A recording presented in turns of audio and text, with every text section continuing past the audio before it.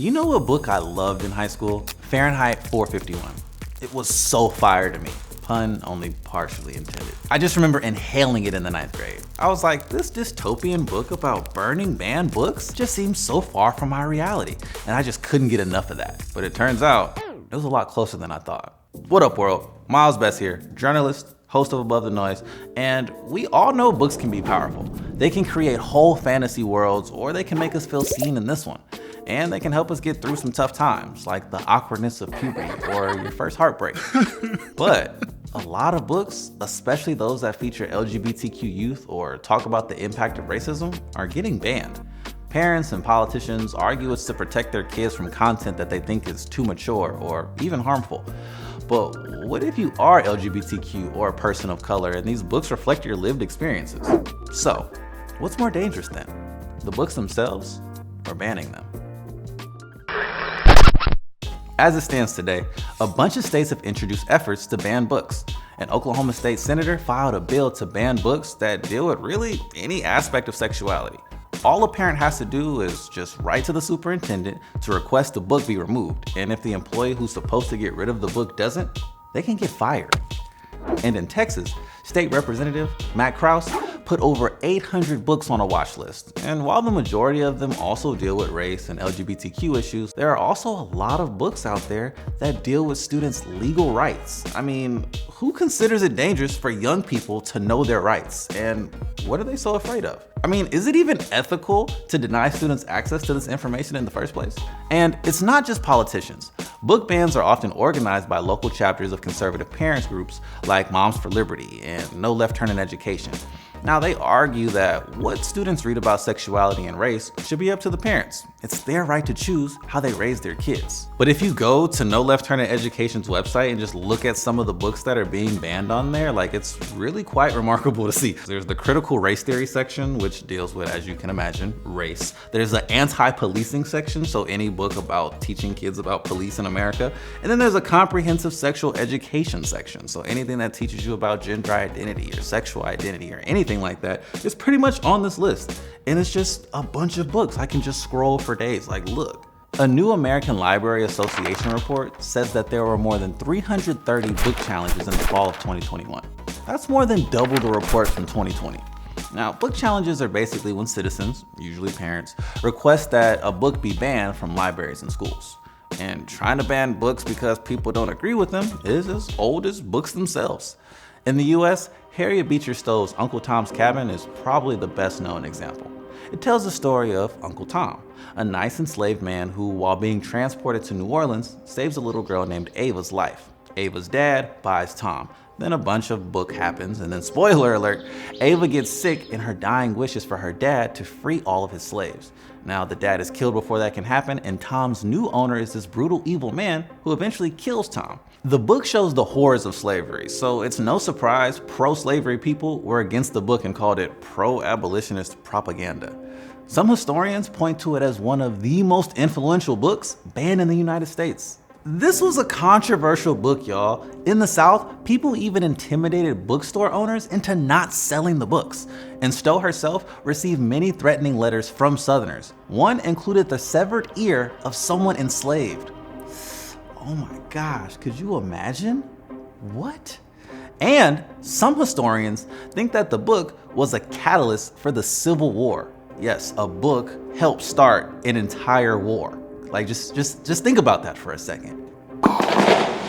Now fast forward to the 1960s, folks were obsessed with banning what we now consider classics like J.D. Salinger's Catcher in the Rye for things like language, sex, violence, and drugs, or Harper Lee's To Kill a Mockingbird for its depictions of rape and language. Some even banned it for being immoral.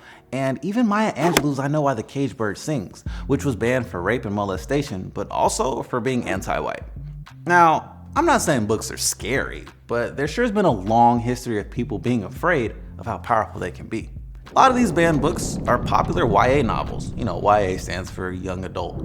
And these are literally targeted at teens. And that's just wild to think about. Hunger Games trilogy, The Perks of Being a Wallflower, a bunch of John Green books, and so many more. But these books aren't pornographic or teaching people how to build bombs. So what is it about these books that have book banners so worried? I really think it's a conservative political agenda.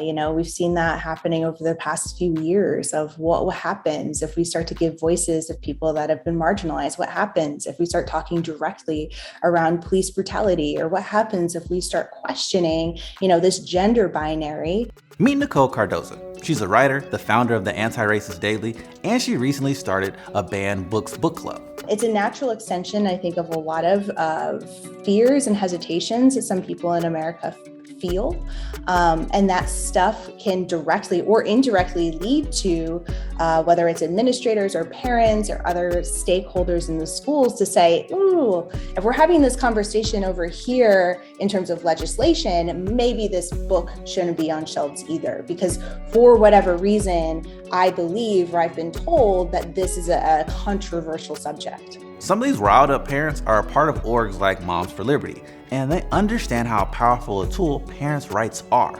I mean, they've put politicians in a position where they have to be heard, whether it's valid or not, as we've seen these last few years in the news with attempts to remove critical race theory, sex education, and now books and curriculums. It was pervasive throughout that whole book. Tonight, parents in KDISD read aloud passages from books that are too graphic to air on local television. It is straight up porn. People who want these books gone continually point to explicit sexual content, language, or ideas that their kids can't handle because they're too young as the reason for trying to ban books. But in practice, do banning these types of books just end up silencing non-white, non-heteronormative voices? So many of the marginalized books are also written by marginalized authors. And I think sometimes it's easy to forget how white the publishing industry is and how necessary representation is. And so another harm of book bans is that it might prevent or dissuade publishers from taking on stories like this, which we can't have. So it's not just these books getting banned, it's also the potential to limit other marginalized people from having a platform to share their stories. And we need to protect that, because we need, as many different diverse stories as we can, for our curriculum, for our bookshelves, for our libraries. We need to have these books available to us. I mean, if a queer identifying student is being told a book about their experience is inappropriate or shouldn't be allowed in schools, how does that impact how they see themselves? If a school district wants to ban a book like The Hate U Give because of how it talks about race and policing in America because they feel like kids can't handle that, even though these books are literally written for them, what are they telling students who experience racism every day? Isn't that just invalidating their experiences? If there is a book that is being banned right now that reflects you in any way, shape, or form, know that it's not an attack or an invalidation of who you are. You are perfect exactly the way you are. And don't listen to any kind of book ban to define your place, because nobody can take that away from you, even if they try to ban a book.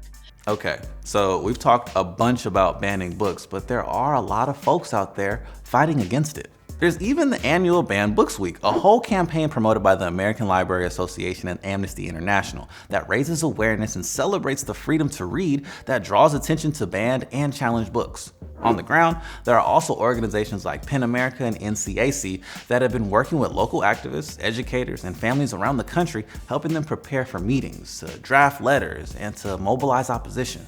Basically, as long as folks have been trying to ban books, there's been folks fighting against them, and they'll continue to do so. Nothing gets me more excited about the fact that so many young people are creating their own book clubs, they're finding these books, they're teaching each other, they're reading these books, because we know that that's how change happens. It's so powerful because, I feel like old folks tend to act like young people don't have a say or a voice in their own education. And I love that so many students are reclaiming that. And most importantly, this world will be shaped by students. This world will be shaped by this generation. But what do you all think? How do y'all feel about all these books being banned? Oh, and if you're trying to get a hold of some of these banned books, check out the links in our description below. And be sure to subscribe to our channel, hit the bell and the like button, show us some love. As always, I'm your host, Miles Best. Peace out.